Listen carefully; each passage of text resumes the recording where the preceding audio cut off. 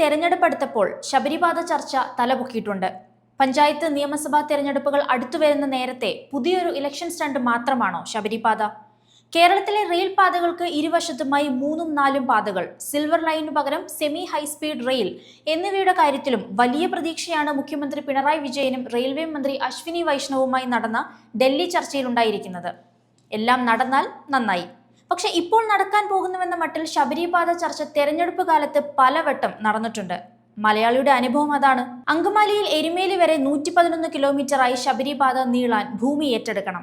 3810 കോടി രൂപയെങ്കിലും മുടക്കണം. ഈ പാത തിരുവനന്തപുരത്തേക്ക് നീട്ടാനും സാധ്യതകളുണ്ട്. കേന്ദ്ര സംസ്ഥാന സർക്കാരുകൾ വിചാരിച്ചാൽ അതൊക്കെ നടത്തിയെടുക്കാൻ പറ്റും. പക്ഷെ നീണ്ട 28 വർഷമായി ചർച്ച തന്നെ ചർച്ച. തീർന്നത് 8 കിലോമീറ്റർ. പാതയ്ക്ക് വേണ്ടി ഭൂമി വിട്ടുകൊടുത്ത 2862 കുടുംബാംഗങ്ങൾ നഷ്ടപരിഹാരം കിട്ടാതെ 1/4 നൂറ്റാണ്ടായി പ്രതിസന്ധിയിലാണ്. രാമപുരം വരെ 70 കിലോമീറ്റർ അളന്ന് സർവേ കല്ലിട്ടു. അതിന്റെ ഉടമകൾക്ക് ഭൂമി വിൽക്കാനോ പണയം വെച്ച് വായ്പ എടുക്കാനോ പറ്റുന്നില്ല. റെയിൽവേ വികസനത്തിന്റെ കാര്യത്തിൽ മാത്രമല്ല, കേരളത്തിന്റെ വികസനത്തിന് ദീർഘവീക്ഷണമുള്ള ഒരു മാസ്റ്റർ പ്ലാൻ നമുക്കുണ്ടോ?